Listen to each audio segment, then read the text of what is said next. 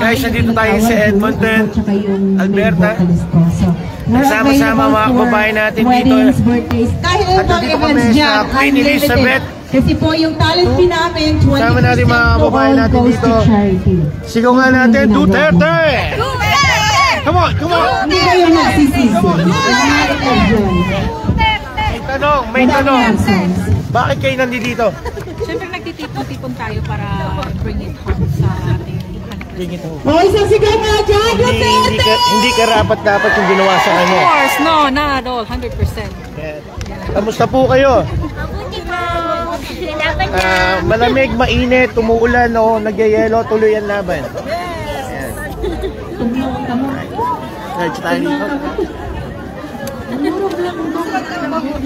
Tsaka UCP tayo dito, guys. Yung mga babae natin nagkakwapuan. Kamusta po kayo? UCP talaga. Taga-sano tayo sa Pilipinas? Southern Leyte. Southern Leyte, ladies and gentlemen. Montalban! Montalban, ako, malapit yan sa... Ay, oo nga pala! I remember, anyway, okay? bakit natin so, you guys are looking for a job in natin? oil and gas company.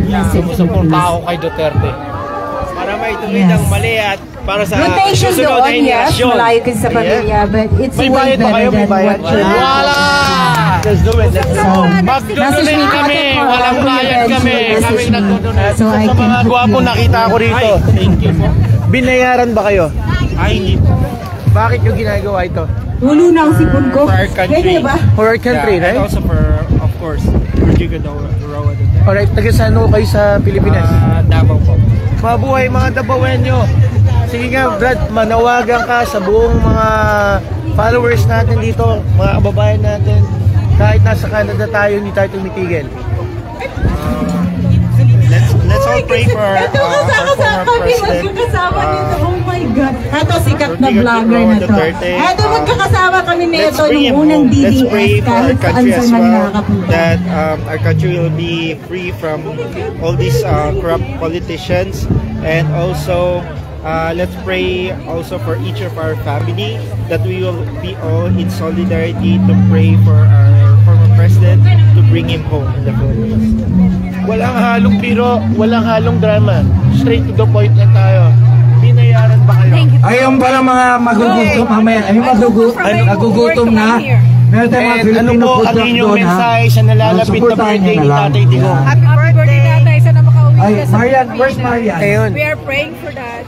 Marian, At talagang sinid niyo yung araw na to para dito. Marian, halika muna. I took off from my job just to come here. Oh my Lord, kami po galing pang Toronto. Para makita lang mo ang iyong kilay. Hi guys, ano? Okay, manawagan mo tayo sa mga kababayan natin na huwag tumigil. Salamatan natin si Marian. Kasi siya Guys, keep going. We have to bring Tatay home. Bring him home. Bring him in Davao City. I am from Davao City. Utusan ni Benji na magawa Davao ng City. mga paperwork. Siya po yung parang admin ng Benji dito na. Kayo bro, kamusta po kayo? Mabuti na po. Ayan, kayo ba taga sa Pilipinas? Dito kami sa Oriental, Mindanao. Oriental Mindanao, Luzon, Visayas at may Mindanao. Mindanao. Bakit nyo ginagawa ang ginagawa nyo ngayon? Pakalaman natin si Marian. Dahil sa pagsuporta sa ating dating presidente na siya ay inaapi. Ano po ang natatandaan nyo na nagawa niya sa bayan? Oh, dami. Build program na wala na nagawa ngayon sa administrasyon. Salamat po. Salamat. Maraming salamat po. Baka ako gusto yung tawagan yung mga taga-Toronto ngayon. Taga-Toronto po ako. Punta lang ako dito para makita kayo. Salamat sa Nalumabas sila sa March 29 naman. Salamat sa taga-Toronto na nagsuporta sa ating dating Pangulo all over the world. Salamat po. Salamat. Tigil. Duterte. Salamat po. Tatay Digong. Thank you. Ang tabayan. Ayan, so ito po yung emotion ngayon dito sa lugar natin. Lahat na may phone, pumasok ka nga eh. At lahat ng mga gwapo at magaganda magsalita. Simulan natin kay Bossing. Bossing taga sa akin sa Pilipinas. Sorsogon! Bakit kayo naririto at wala kayo ron? Nagtatrabaho. Pero ngayon, walang trabaho. Dahil nandito tayo ngayon. Bakit ka sumasali sa panalangin ngayon sa event nito? Ano nag-udyok sa'yo? Tagal na akong supporter ni Duterte, last 2016. So, nagbibigay ako bro ng papasalamat kasi yung ako na-opera noon, yung kaibigan namin na malapit kay Duterte, hindi ko alam na pinag-usapan pala. No, after ng aking dalawang surgery, napadala si Duterte sa akin ng message. Personal. Message na, yeah. That was December 2017.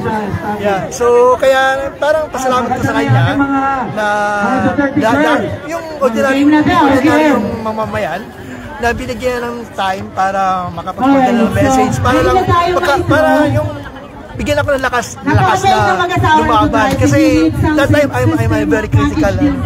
I'm a very critical field. Okay po. After na aking surgery. Yeah, so yun, nagpapasalamat ako kasi. Maraming salamat po. I am not a Filipino for nothing. For nothing, yeah. Kasi pa yun nandito. Pwede mo bang tawagan ng mga taga-Ontario, Toronto na lumabas sa March 29? Yung version naman namin doon. Alright. Nanawagan po ako sa mga taga Toronto, Ontario na tayo po ay makiisa at ating pong ipagdasal na makabalik ulit si President Duterte sa Pilipinas and let justice prevail. Justice prevail. So we support Duterte. Bring him home. At hindi tayo binayaran. Oh, hindi ba yan? Tayo ay nagbibigay ng donasyon ng oras. Yeah. Yung oras sa panahon, isa lang at hindi lahat ng buhay natin. Mga kababayan, my name is Felix Levante. I'm from Fort Saskatchewan. I am born and raised in Davao City and have witnessed how Duterte made our ito yung nangyayari ngayon. Maybe, tanungin natin ito. Bring PRRDO. Taga-sano tayo sa Pilipinas? Davao po. Cebu. Cavite. Ayan, mga Cavite! Bisaya. Okay. Cavite, but from Jensen, hindi from Remulla Group. Oh my God. Mga Bisaya ni. Solid. Davao City.